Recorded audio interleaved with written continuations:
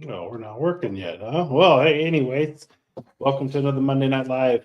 My name is Malcolm. If you don't know me, yeah, I appreciate you stopping in to check out this live session tonight. So tonight, really no plan. I've been very busy this last weekend and last week in general. It's just been really a lot. So with that being said, I didn't really have a whole plan. Just figured I'd come in, hang out, see what's going on, and see who all joins in tonight, and see if we can start a conversation about something.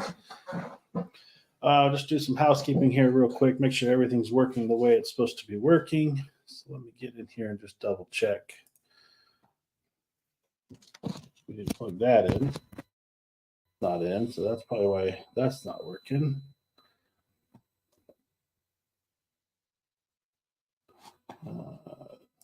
Task cam's not working tonight. Let's see what else do we got not working. Let me know if you're in this.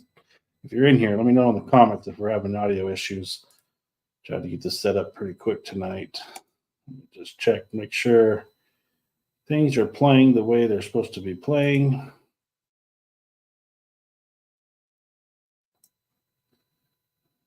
Gotta love YouTube ads. I know I do. Okay.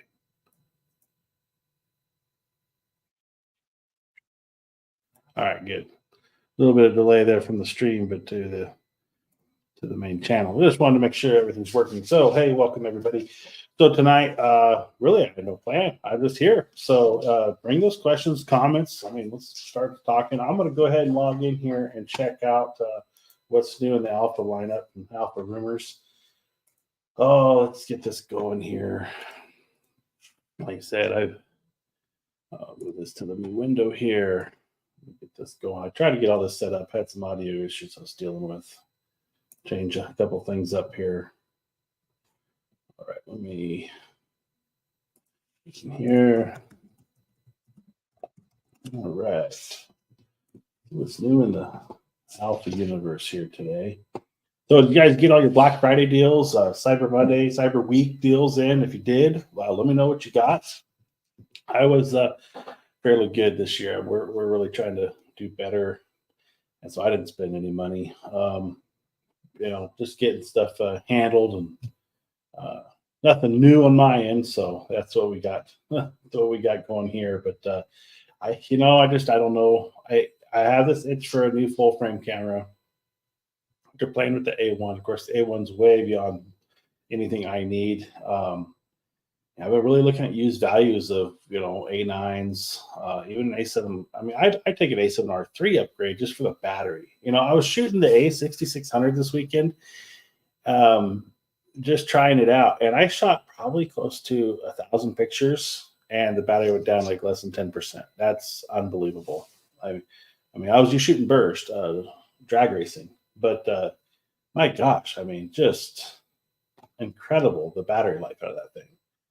Meanwhile, every other camera, my daughters were shooting her NEX5, and the battery would just constantly tick down. She was filming; she wanted to film it, and so she was filming with the 55-210, and like she barely started. It was down to 70%, and of course, I didn't bring any W series batteries with me. I kept it really light. And I meant to bring her a spare, but she shot for a good half of it before her camera let up. But I don't know. I think she's getting ready to a point. Maybe we'll get something like A6600 would be great for her, but it's a little early for that for her. But maybe I don't find a nice 6,000 used or something. I might try to do something like that, like a white one for her. I think that'd be cool. But let me get in here, share the screen. Let's just do this. Let's share that one. Let me just share the window. That works better usually because I'm always bouncing around. All right, so we've got a hot deal running today only, December 4th. So $270 off on the Sigma 24 f1.4. Okay, so what's your thoughts on these? Sigma's making some fantastic lenses. I've seen the 24-70 in person. I haven't seen anything else in person. I know they're a lot heavier than the Sony offerings, but I think they work and function great on the cameras. So let me know if you're running any of these, and if you are, which ones. What's your thoughts on it? Have you tried the Sony version versus the Sigma? What have you found to be works best on that? What was your decision making point on that? Obviously, I don't even know if this is a full frame. It says Sony E. I'm guessing this is an APS-C lens for $579. Because if it's a full frame, that's a smoking deal for a full frame lens. But I don't know these things. Yeah, it says FE down here, sold by B&H. Up here just says Sony E. DGH. I would think that's a full frame lens, though, looking at the size of that glass. But I don't know. First leaked image of the new R7 Artisans 24-96 T 2.9 Super 35 ones. This is why I like the FX30. Is there's so many good like cinema lenses in that Super 35 format, and I think obviously there's a lot of good stuff out there, and I think that's a cool setup there. 24-96. Can I? Let's see. I don't know how I can do this. Let's see. No. It's not like a Windows. So I got to figure out that. Sony A9III, the flash sync situation. I'm not going to comment on this because I don't know anything about it. Somebody's got the camera for their own testing purposes. Looks like the camera's hit a lot of YouTubers this week. I've learned that since I'm at where I'm at in the stage of YouTube, I don't watch a lot of other creators' stuff because I don't want to influence my own opinion by watching it. So I don't watch YouTube like I used to. Like it's, I try to reserve my own thoughts for my own research, my own watching. I don't watch. I look at the specs of the cameras. I compare the models. It's really all I can do right now. But and I really follow the brand, and I know what's coming. I know what's out. I understand the lineage of the cameras and the lens lineup. I understand all that really well. But I don't get to use some of the new equipment. So, maybe that'll change. But right now, I get to just I have a lot of cameras available to my access. I mean, just in my local network of Sony crew, we've got an A7S III, the 20-70, the A7R4, and a handful of different lenses. We've got the 100-400 GM, which was my previous lens. We've got the Sigma 24-70. We've got the 55 Zeiss, the 85G, which I've got, or G Master. I've got that one. The 24. We had the 35 Zeiss. I ended up selling that. But yeah, there's a whole pile of lenses out there that we've got for stuff. So this is quite a curious new product. Small rig extensions arm kit for tracking shot is co-designed by Mike Visuals. I saw something on this.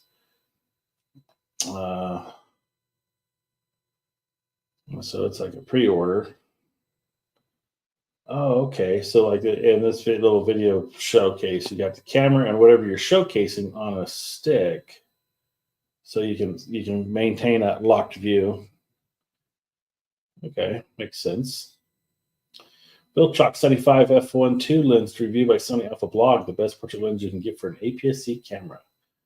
Yeah, it'd be interesting to shoot a 1.2 on an APS-C, and I wonder how much depth of field you get on it. Mini settings for the A7CR. I shot that camera at the Sony event, and I am really pleased with that little camera. I mean, it's inexpensive. It's $3,000, but you get that little grip extender with it, which actually was really quite nice in the hand. That grip extension really, I mean, it made it fit my hand really, really well. And the camera is so smooth. I mean, it really was a nice piece of hardware. And I really liked it, the form factor of the 6000 series cameras and the size and the space they take up, and having the powerhouse of that R5 sensor in it. It's quite the camera. I will say that. As far as a lightweight photography camera, I definitely see myself getting one, but it's not that big a difference from the regular full frame bodies to warrant it, I don't think, as far as the size space savings. So that can't be the reason why I would pick it up over a regular R5 for the money. Yes, it's about $500 cheaper if you catch the R5 on sale, but because I think right now it is on sale for $34.99 or $35.99, one of those two. But some good. It'd be hard enough to just pick up the actual R5 instead of the A7CR for me. Obviously, I'm limited budget, hobbyist that just wants to have a nice camera, and that's the reason why I've never upgraded from my A7R II. Is this camera really does it all for me. So I haven't found a need upgrade. Yes, there's some focusing issues in the lower light that this A7R II doesn't do, and the battery life is, okay, but those aren't issues when I'm shooting, really. I mean, my experience of shooting, if I'm trying to shoot portraits at low light, or if you don't have lights in the studio, you're just shooting natural, definitely focusing has been an issue for this camera. But and I'm using that comparison from my A7 III when I owned it. The A7 III was so snappy to grab focus, and that's one thing that would maybe lead me to an R3 over my R2. But I just don't want to ever get rid of my R2.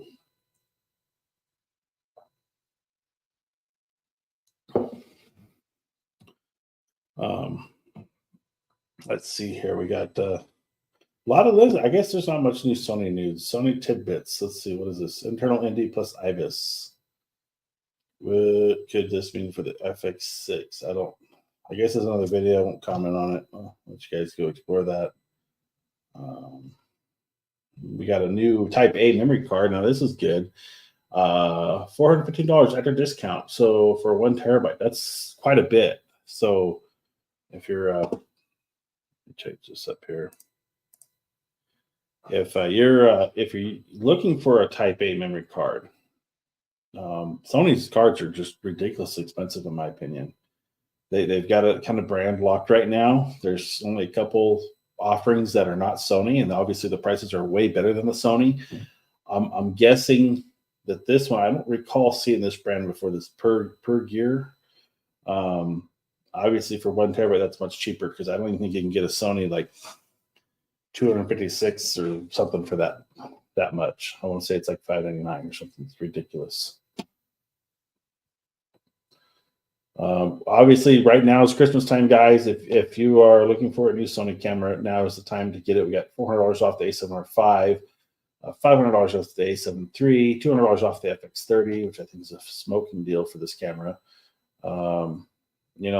I after having the 6600 and been playing with it for a little bit here now, and getting ready to produce some content for that camera, and comparing that a lot really heavily against the A6700, I mean, for a photography camera, it's great. I just don't know if the 6600 is going to be worth it, even though it's a phenomenal value. If you can find a used one, body only, for around $600, it's a really good value camera. But the problem is the 6700 really annihilated that camera, and there's some features in there that are important for videographers, of course, but photography, it's a much larger gap to justify the upgrade. Now, if you're looking at doing any kind of video work, 6700 hands down, and that's the name of the game these days.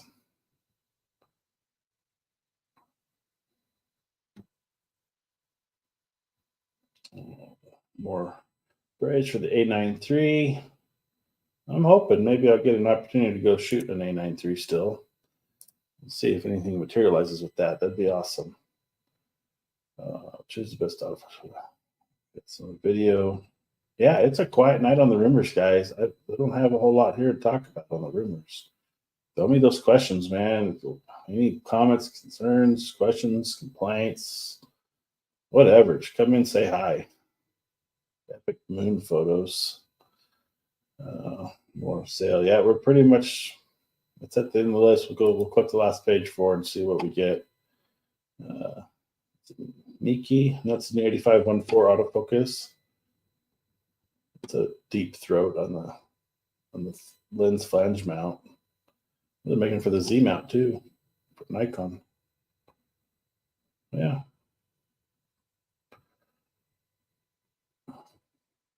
Well, 126 megapixel 3-layer sensor by Sony. I was actually been doing a lot of sensor research this week with the A6700, and that 126 popped up in there as an option there. And Sony's sensor products lineup or sensor division, I guess you could say, is pumping out some sensors. But that 126, I mean, I think it's a medium format sensor. So who are they making it for, and who's going to have it?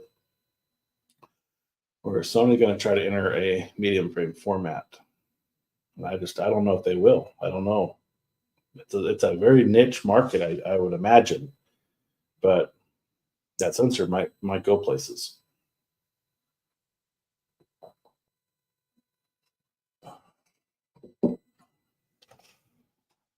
Let's see here.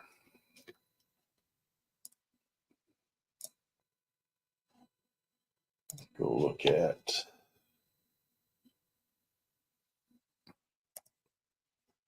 See what sales prices we're getting on used cameras right now.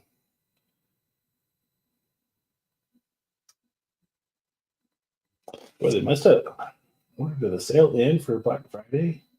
Showing the A7R5 back at $38.98. So they might have ended that sale. Maybe that's old data now at this point. I'm not sure. But anyways, so currently working on A6600 content. I've got a lot of work done on it. The preliminary stuff. I got to go in and film. I'm going to be trying something different this time. I'm going to be editing on Premiere Pro. Try that out. See how that works. That's going to be a new experience for me. But what I'm interested in Premiere Pro is the speech to text feature. I'm guessing it has it. It said it was downloading it when I installed it. Haven't got into it yet, but the idea behind it is it'll transcribe your video work, the talking head stuff I do to record a video. It'll transcribe it all into a text format. I can go in and edit the text so it sounds like I know what I'm talking about. And it cuts up the video. And this would be game changing for me, because one of the hardest parts I have with talking to the camera is all the pauses, the ums, the ands, and trying to make it very fluid and streamlined when I deliver what I'm trying to talk about. And that's a very time consuming process in the editing stage to go through and make that rough cut. And then you start, and then it's fun. Once you have the rough cut, to me, it's fun to edit, because then you get to tweak and add stuff. But getting to that rough cut, you're watching stuff over and over. And then I'm really bad, and I'm trying to work on that when I talk to the camera, is getting what I want to say out in one take. Because what happens is I'll end up bouncing around, and I'll end up talking about it somewhere over here. And then I'll talk about it again, trying to give myself different options in the edit to work with. I don't know where they're always at. So I end up going, I'll edit a whole segment, and then I'm playing more through raw footage, and I find this segment, I'm like, oh, well, that's better. So I have to go back and splice it.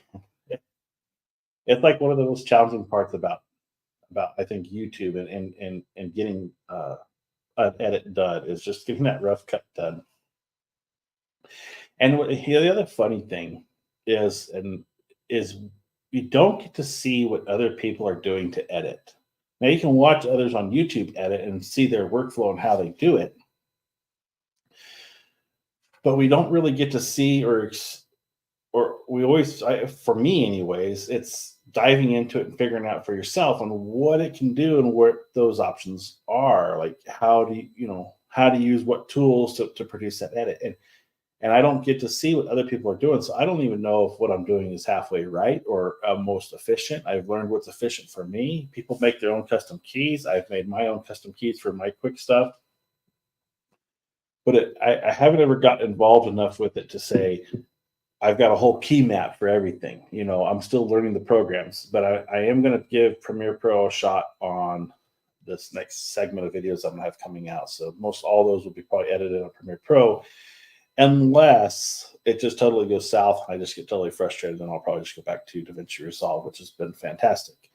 But I understand, I've seen enough videos on Premiere Pro in the past to see its stacked layers way of doing it, whereas DaVinci's modified in the clip in the inspector. And I think in Premiere Pro, you had to put, like, if you want to put the color grade on, you got to like put it up on top and stack it.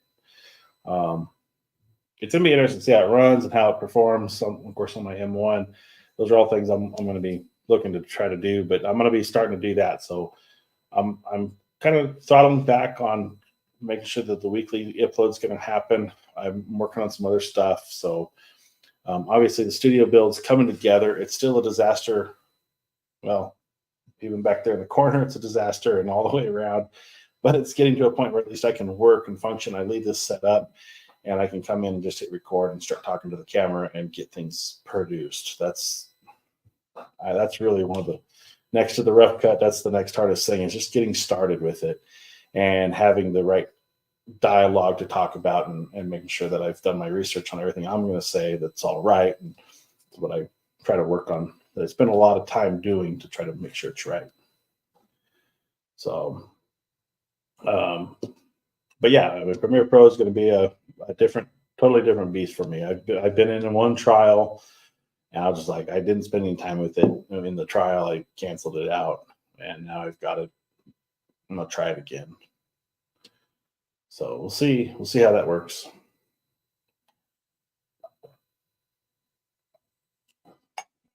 Is this working yet? Oh my.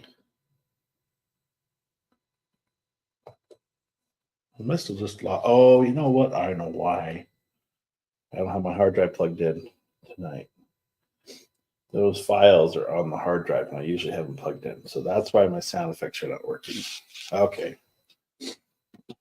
I figured it out fine. After, what are we in? We're about 21 minutes in.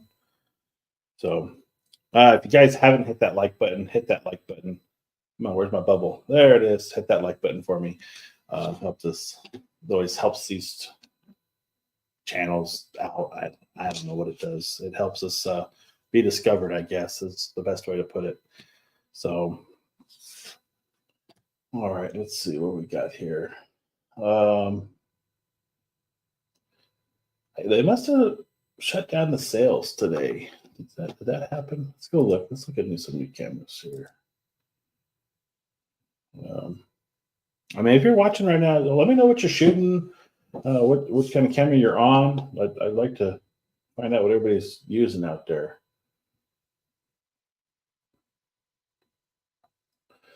These are for kids still on holiday savings. Grand.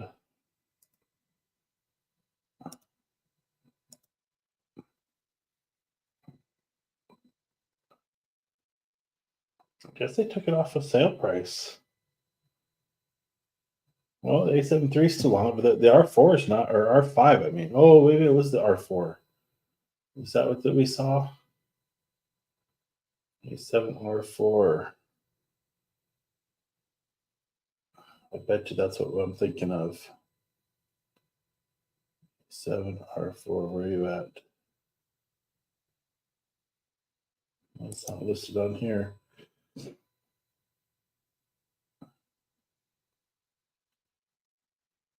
A6700 E1. What's your thoughts on the Sony ZV-E1? It's basically an A7S III with,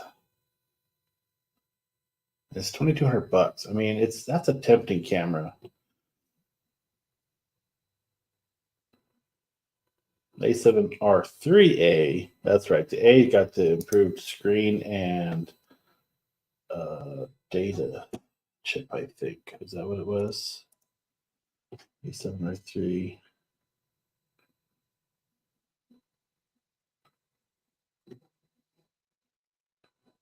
I think they gave it. It's been a while since they released those A models in the Mark III and the Mark IV. It's interesting they kept these cameras going too. I haven't even checked to see if they released firmware on these things. Yeah, they gave it. It's got the 2.36 dot.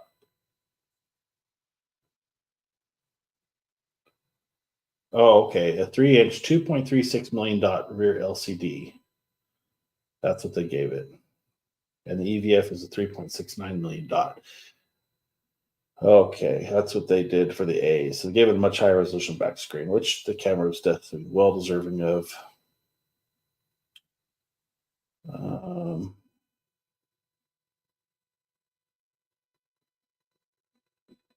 oh, another question. Another thing I've come up with on the A6600 research, the 6700, it shoots in that new format HEIF.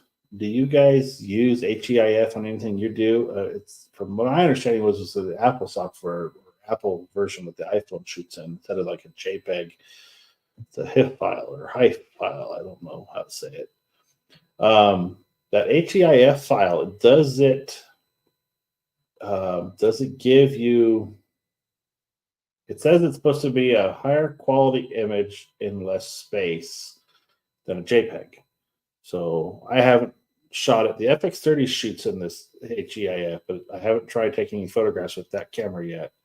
Do you see if you do use it, do you see a difference with the files and how they look? Love to hear your thoughts on that one.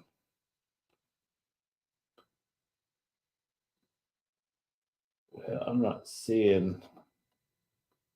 I don't even know what I'm looking for here.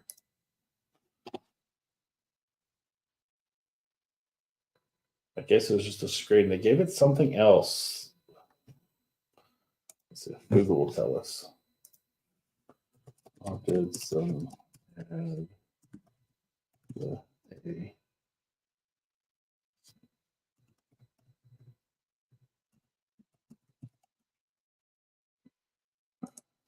A version adds.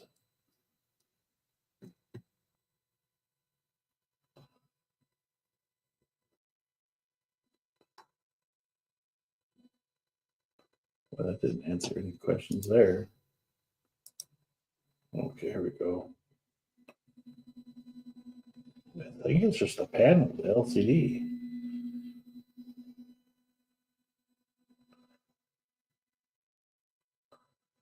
Improved rear LCD panels up to 2.36 million dots compared to the 1.44 million dots in the original models. Sony notes in the battery life and updated cameras has dropped slightly, 10 shots when using the LCD panel. Also based on the product photos, Sony website A7R4 no longer has a Sony logo under the LCD monitor. Aside from those details, not clear what else has changed. So it's just a screen. I thought there was two major things that changed in those. Maybe I don't know though.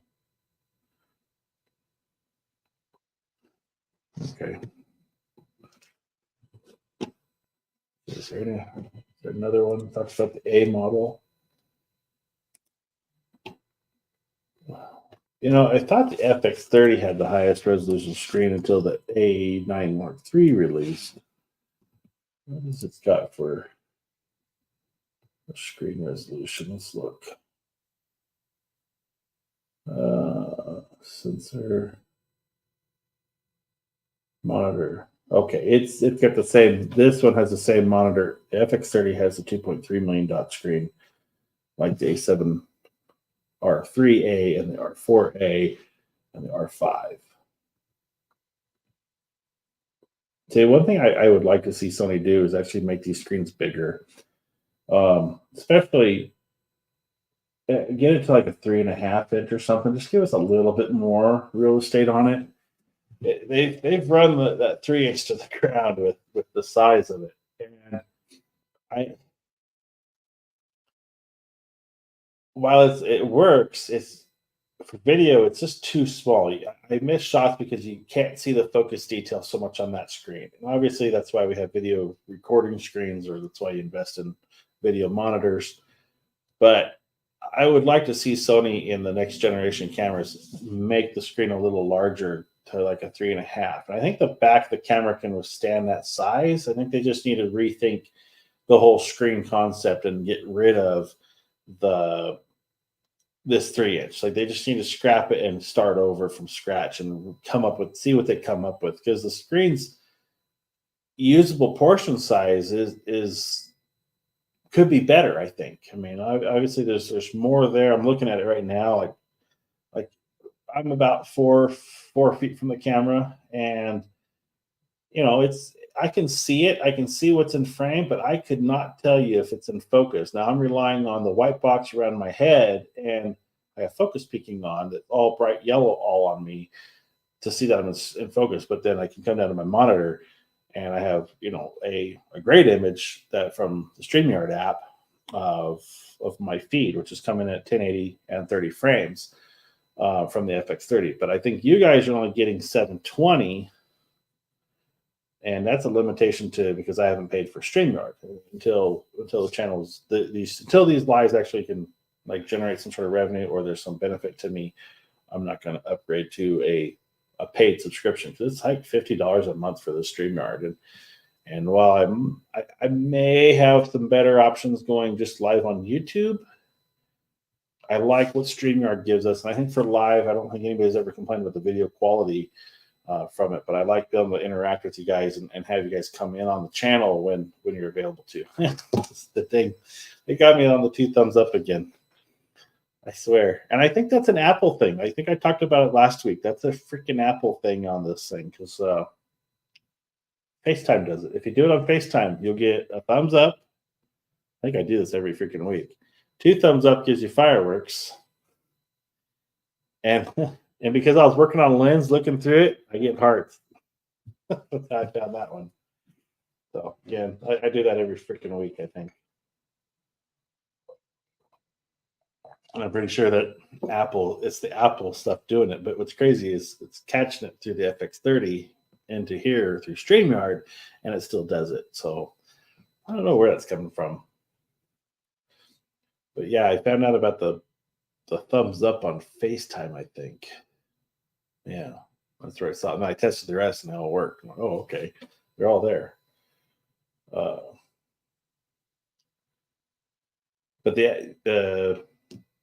again, I lost track where I'm at. Here I am rambling. Somebody commented on the last video. It was a bunch of blah blah blah. I'm like, well, that's what you get with my live, man. Just kind of ramble and talk. Let's see. I think we were talking about the screens. That's where we were at. I don't think we're done talking about that.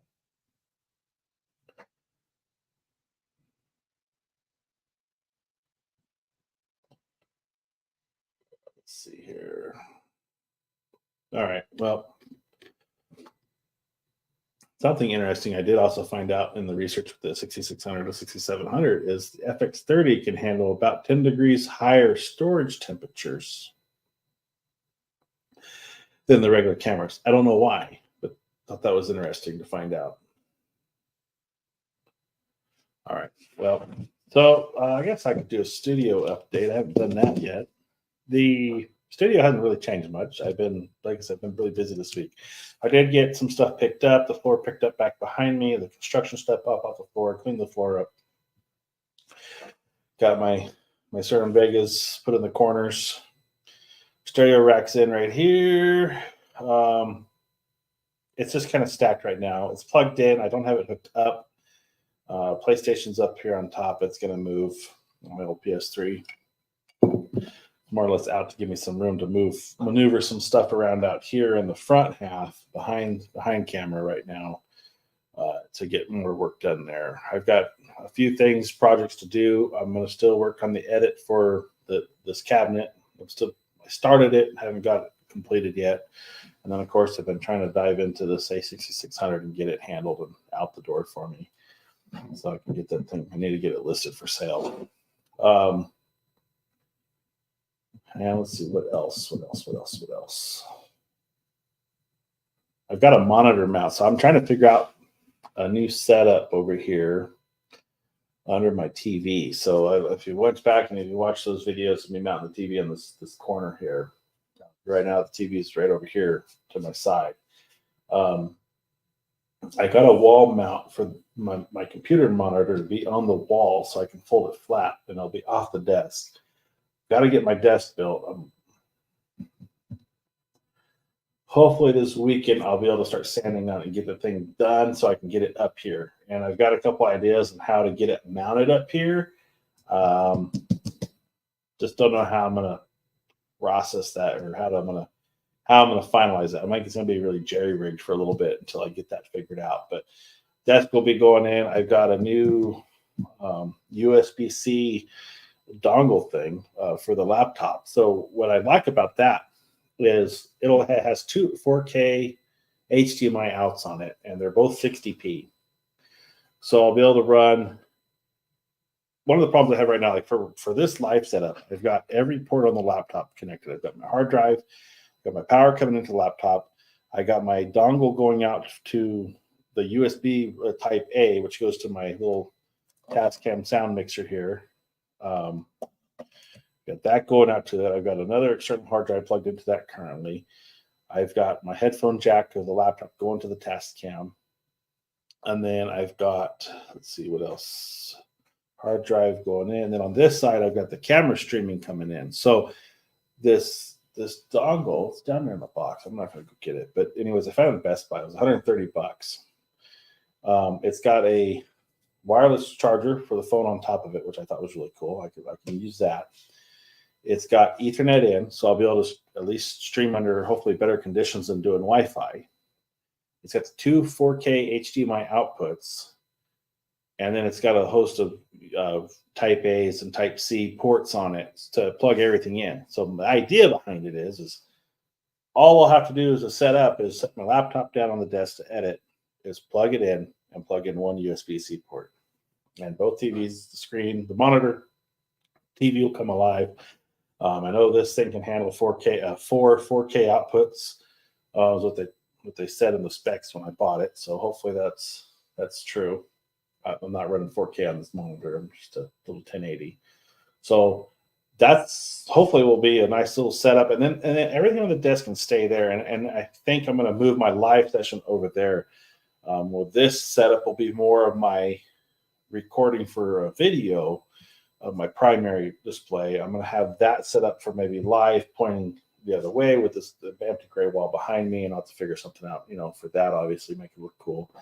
I got lots of different lights to play with. I still have LED strip lighting I got to put in. I've got the corner brackets for all that. So hopefully it doesn't like shine these bright little dots. It's nice and even glow. Hoping to have all that up.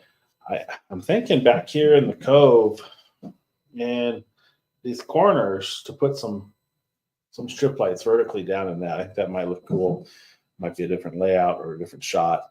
Don't know what I'm going to put back there yet. I'm thinking, some old cameras, or maybe it'd be more the technical aspect of it. Like, I do take stuff apart. I do like to work on it. Maybe I'll make a little more of a permanent workbench back there that I can do some different stuff.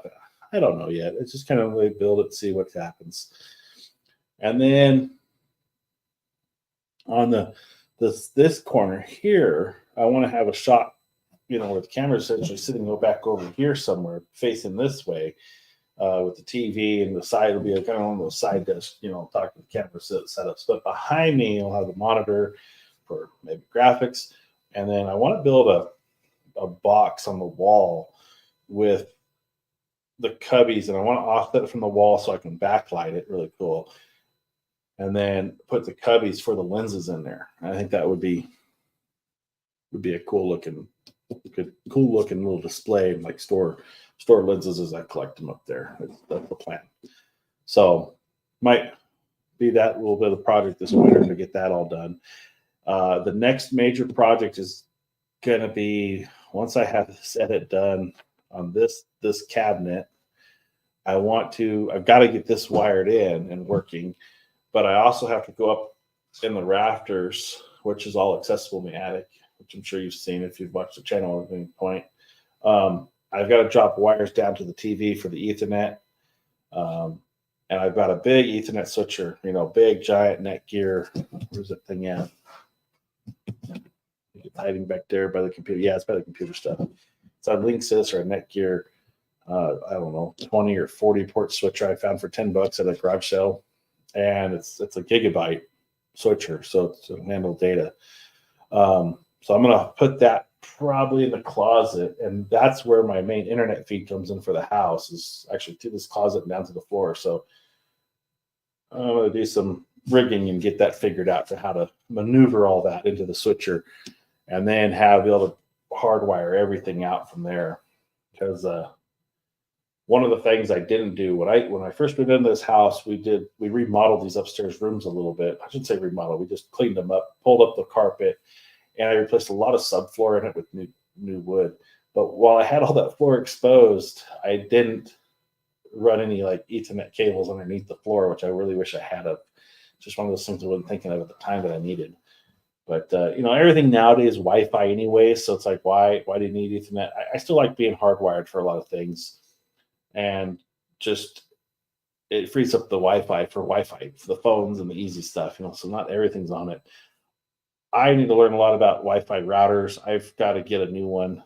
The one I've got is at least 5 years old, if not older, and it's a 2.45 gigahertz, but I need something a little bit more powerful and something more up with the times. So I'm going to work on getting that replaced too here in the near future.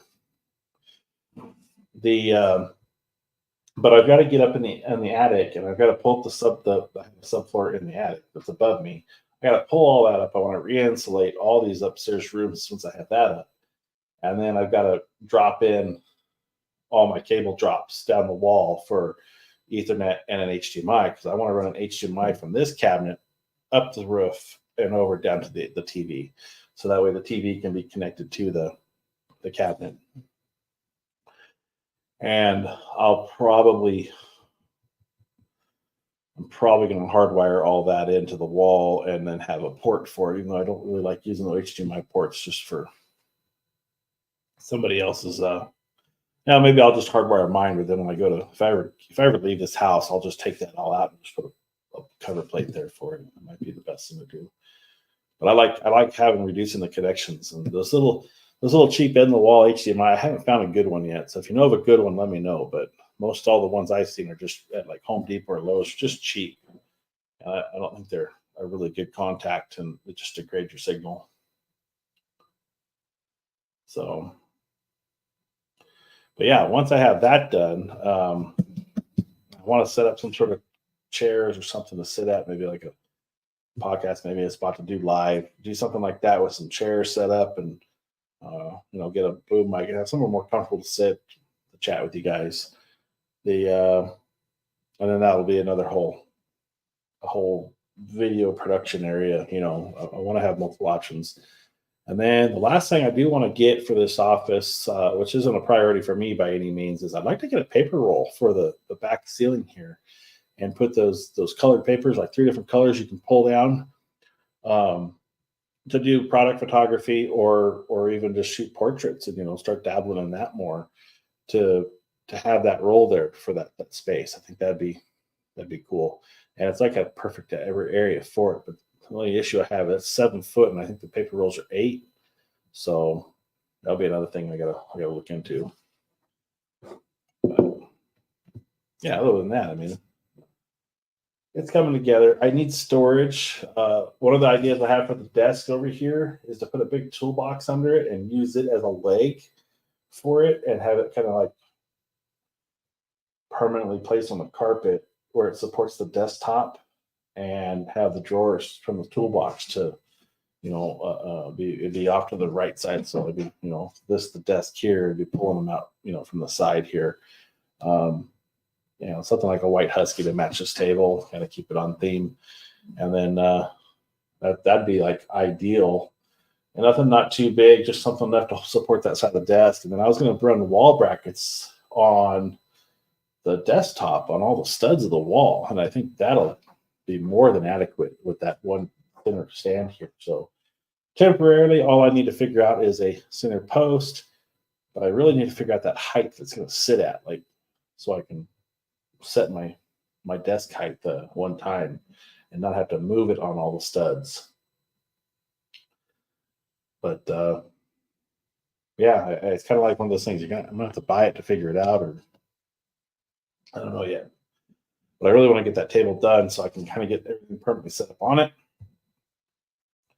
And then once that's in place, I can work on some shelving and start picking up some stuff. I mean, I've got shelving I got to put up.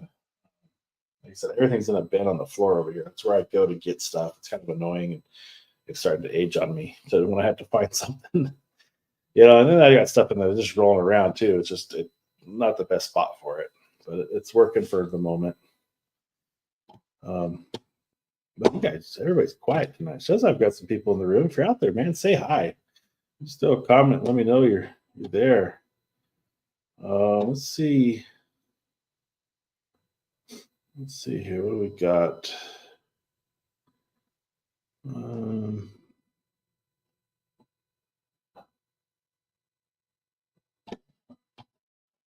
Just go look over here.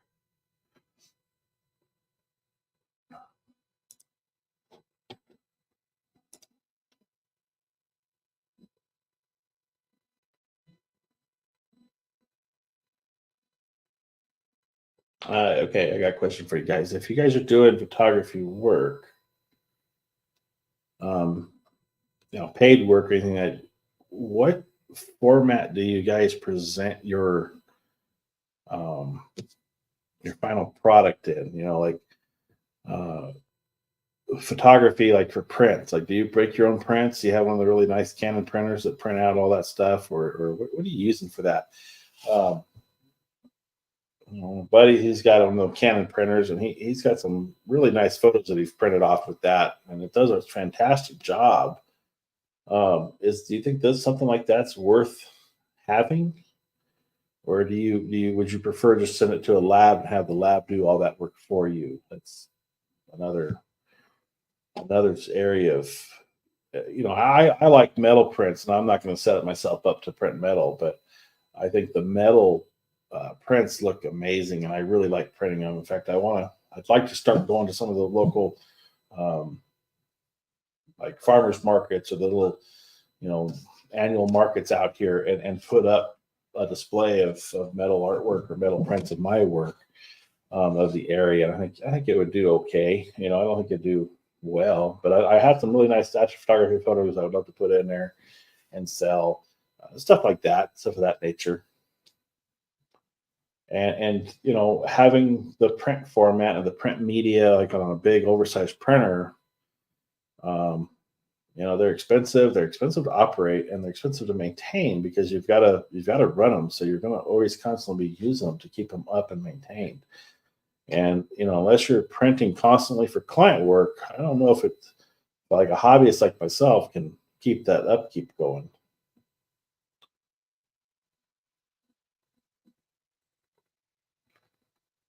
Let's see here.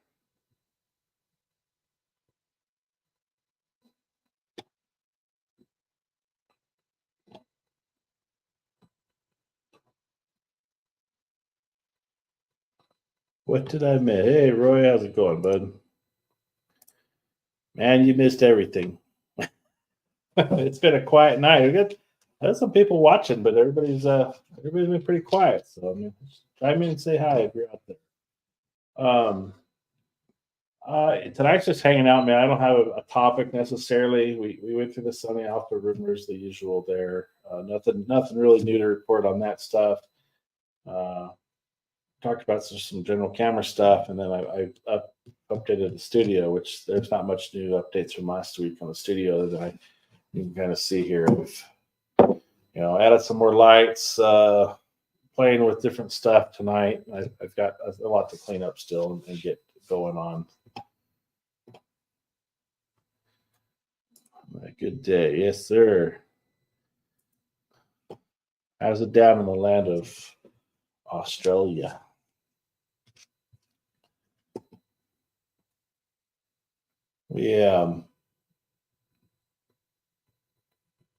I've just been talking about cameras, I've been talking about cameras. Like I said, people are in the room, but nobody's saying hi, man. I'd have you come in and say hi. Let me know what you're shooting or something, Start conversing.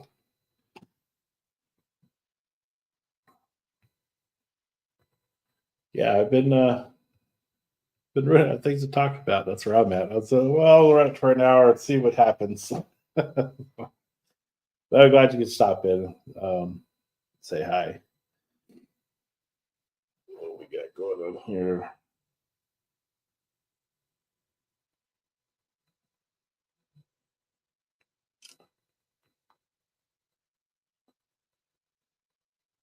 Sorry, got a message there.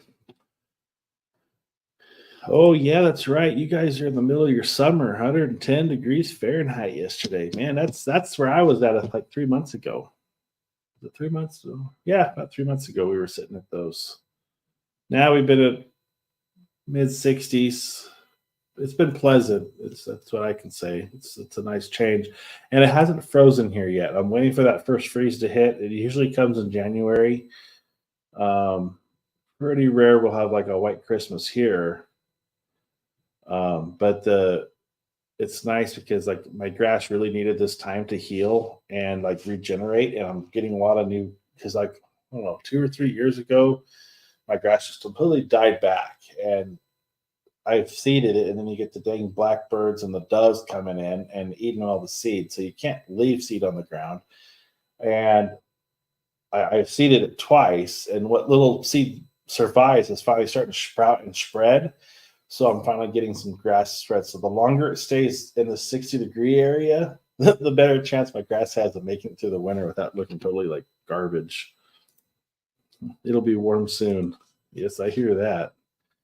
110 is about the peak, and we're dry here. We don't have the humidity, and I don't know what it's like where you're at, but 110 here is usually around our peak. We see the 112. I think that's about the highest we'll ever get here. When I lived in Phoenix, Arizona, 120s, 122s were very realistic, and after 105, it's just hot. That's the way I put it to people. If it's nice if it's less than 105, but once it's 105, it's just hot. There's no like your body can't tell the difference. It's just hot. That's the way I experienced it. And of course, riding the motorcycle in Phoenix was like, how do you wear all that gear? I'm like, how do you not wear all that gear? That gear is saving your skin from being in a blast furnace right now. Yes, it sucks sitting up waiting for the train to go by. You're sitting under light or the train gates, like just sweltering inside your suit, but the gear saves your skin at those temperatures.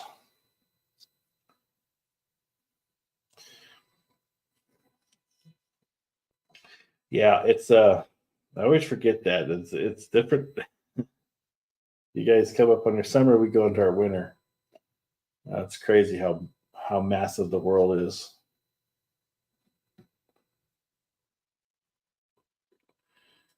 So what do you get for night skies right now? I think it rotates down in the southern hemisphere. You get horizontal Milky Way, and then there's the vertical Milky Way. See, like right now we'd be in the vertical, and we don't see the really dark core of it. We just see the tip of it come so far north. But I would imagine you guys are seeing it vertically, and you probably see a lot of it right now. What's it like down there in the southern hemisphere?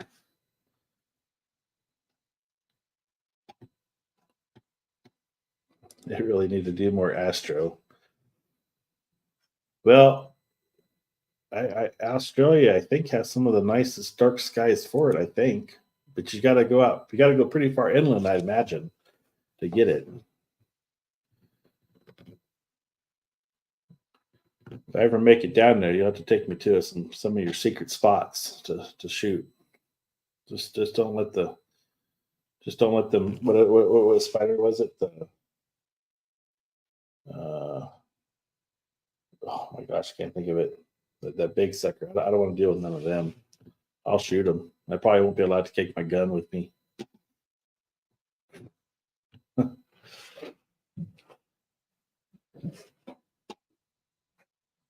Down here, we got to worry about the dang pigs.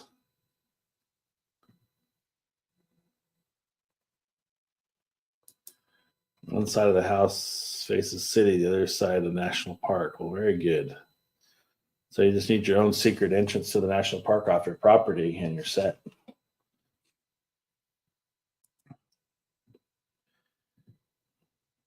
Yeah, the dang pigs down here, they're ruthless. They'll attack you. They're straight up dangerous, especially the ones with little freaking horns out of their mouth. I don't think they'd kill you, but they definitely would be. They'd mess you up if they caught you off guard. At least I can fly a drone in the park. Yeah, that's the truth. Do you have to have a special permit down there in Australia for that, or like a license? I think Canada, if you got the license, you were allowed to fly it just about anywhere, I believe, if you had the license. I've wanted to get my FAA license here in the States for my own use and for the business, of course, because drone photography can be quite lucrative, but I just haven't taken the time to do it. I mean, it's really the only thing it comes down to. I'd like to get that pass, so I at least have that in my back pocket. So the mini drones means no license. Yeah, I have that same rule here. I think it's 250 grams or less. You don't need a license. And with the new minis coming out, and as good as they are, for what I do, it's all I need, and I keep it pretty much packed down in the bag all the time. Let's see. Let's look at. I haven't even looked at drones in. I haven't looked at drones in a long time. Prosumer. They had a good deal on the mini. One of them, I think it was the Mini 3 Fly More with the screen controller for like $699. It was tempting. All right, so $1,200. Let's see here. DJI Mini 4 Pro drone, Fly More combo plus RC2 controller. $1,159, not $1,200. Sorry. What's this thing got on it? Let's just do specs. I want to look at video. Okay, so 45-minute flight time. That's a lot. You know, I was in Austin, Texas the other weekend, and somebody had the drone up at the city limits. Now, I know you're not allowed to fly in city limits, so the guy was either illegally or he had a permit, and you can apply for those permits to do like downtown, like Dallas or anything. But you have to apply for those permits through FAA to get that license to do that, and then they give you a permit to do it at certain times or all year or something of that nature. It's possible to be done. You just gotta ask permission. So 1/1/3 type CMOS, 8 and 10-bit UHD 4K at 24, 25, 30, 48, 50, 60, or 100. It does 100 frames a second 4K. Dang. DNG JPEG RAW support, 48 megapixel sensor for the image support. Maximum horizontal speed 35.8 on sport mode. And then there's in cinema mode, I think, or normal, sport, and then there's, I think it's cinema mode is what they call it. Maximum ascent speed is 11 miles per hour, 5 meters a second. 11.2, 5 meters a second. Maximum descent speed. Maximum wind resistance is 23.9 miles per hour. Flight ceiling is 2.5 miles, 4,000 meters. So that's, I believe when they say that, that's at 11,000, 12,000 feet. Well, that's 4,000 times, that's, yeah, about 12 to 14,000 feet, I think. Actual altitude from sea level that it can fly up to, not that you're allowed to do that, because I know you have a 400-foot limit on the drone flight unless you get like permissions. Micro SD, UHS 3, 14104, 2 gigs internal storage. At least it's got something to record to if you forget your card. Yeah, it's a nice little drone. I haven't looked, like I said, I kind of stopped watching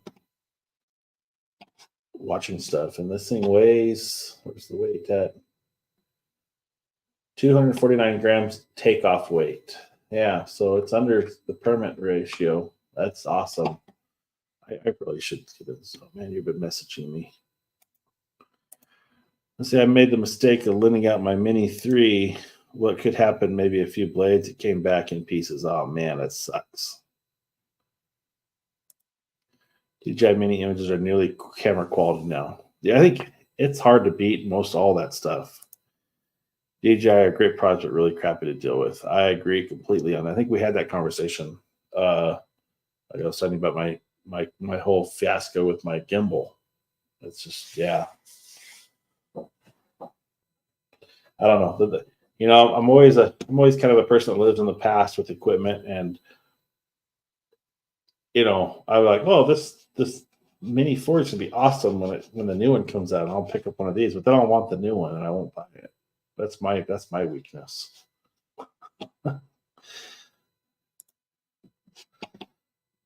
It's so funny too. If you ever go back, if you ever need reassurance on the gear you've bought, go back and watch YouTube videos when that gear came out and how great it was. It's like, it's so crazy, seeing that in the past like that, and you go out and oh, what did the this is no good anymore because it's old. No, it's still really, really capable and good. Just there's some new stuff does stuff better. That's all.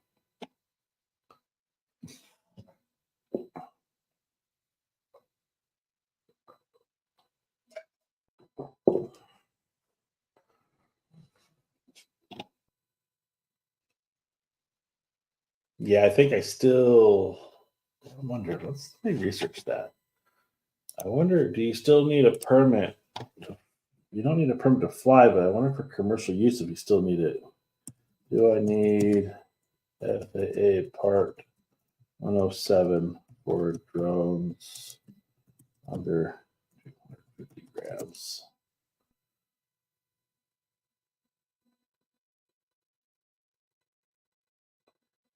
Okay, all drones must be registered, except those that weigh 0.55 pounds or less than 250 grams, and are flown under the exception for limited recreational operations. Drones registered under the exception for limited recreational operations cannot be flown under Part 107. Okay, so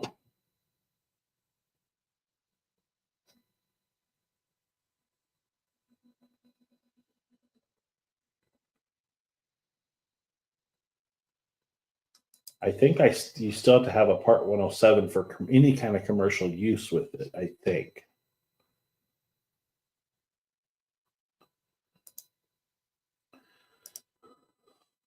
I lent my old Phantom drone to my daughter. It came back with pink stickers.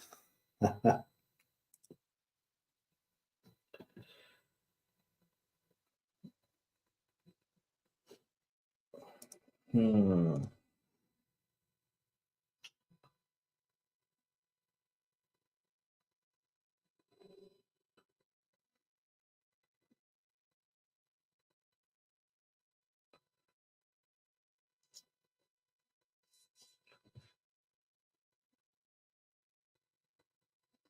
Yeah. Okay. So this guy says recreational flyers can fly as a hobbyist, but once your unmanned air UAS is over 250 grams, like accessory add-ons or the intelligent plus battery. So if you put the long life battery in, it goes over. And also commercial use. RID is required by be FAA registered. So even if so, like the way I understand it, at least here, I can't put it up and use it and actually film with it and put the footage in YouTube because it's commercial purposes. By doing that, it has to have that Part 107. That's why I sold the drone I had, because I just didn't, it just wasn't there for me. Like I didn't want to deal with it at the time. It's a great time to be a photographer. All cameras are so good now. That is the truth. Does my sound effects work yet? No, because I don't have my. Let's see if we can make them work. Ooh, I'm gonna make some noise here. Move this microphone. Okay. Come on. Where are we at here? So I can't buy. Oh, come on. Hey, come on. What do we got to do here to get out of this? There it is. Okay. Test cam. File not found. I'm going to shut down for a second on the audio. Might go be quiet. Okay, now let's see. Does this revert back? No, I'm still in Mini Studio, so you probably can't hear me. Let me turn it back on. Okay, can you hear me? Give me a thumbs up. Can you hear me?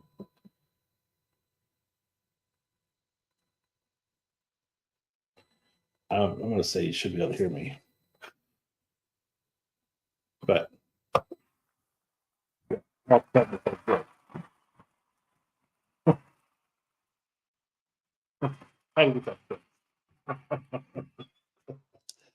oh man, hopefully you can hear me.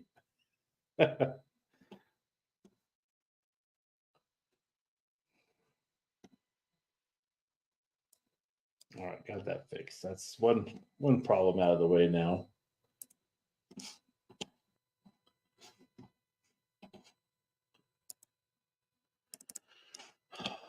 Oh, see it now. It won't let me back into my window. I've got to figure this. Here we go. Okay. Yeah, so I know I need to just do it, but I don't have a reason to buy a drone right now. It's like $100 something bucks to do the test here. So all sorts of companies offering their services for you to learn. I'd have to read. I printed the book actually to learn this, and I have it printed somewhere. It's a lot. You're basically doing all the radio stuff that Tony from Tony and Chelsea has a free Part 107 study guide too. And I don't know if anything's changed since it hasn't been added, but definitely.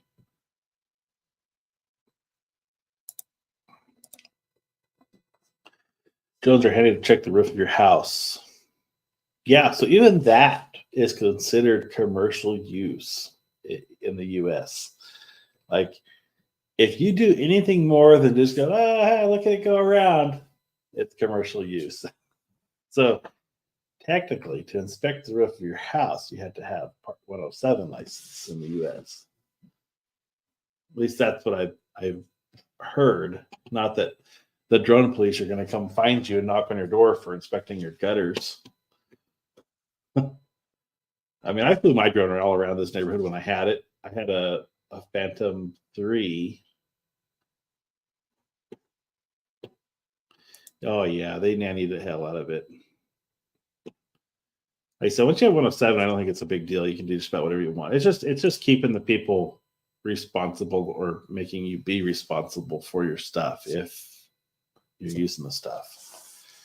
I know I need to do mine to get mine because I want to be able to fly a drone and have one because they're awesome. I love the footage out of them, and not having it just takes away from an aspect of a video and what you can produce. So I think they're a huge major tool you got to have in your arsenal.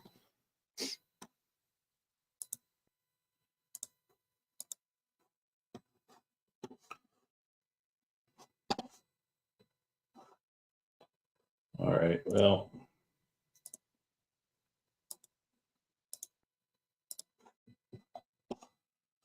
I think I'm going to call it a night. I've got a lot of editing I need to do, and I think I'm going to get a jump start on that tonight. So, Roy, I appreciate you stopping in, saying hi tonight. Maybe somebody to talk to tonight. Had some viewers. Loved having the viewers here. Make sure you hit the like button on your way out if you're coming in or you're checking this out later in the day. Definitely hit that like button for me. Aside from that, Roy, hope you have a good day down there. Drones are becoming more of a problem. Not allowed in parks, and the batteries are banned on planes. I hadn't heard that about the batteries yet, but they're getting powerful. The lithium batteries are getting freaking powerful. Yeah, I would say if you have to fly somewhere, I would almost trust UPS more than I would trust the flight to carry your stuff if you carry it in the cab with you. I think you are allowed to fly on a plane if it's with you. You can't put it in the cargo hold, though. That's how they determine that. So you'd have to have it with you in the thing. I don't know what batteries are allowed or not allowed, but yes, I've heard issues about that.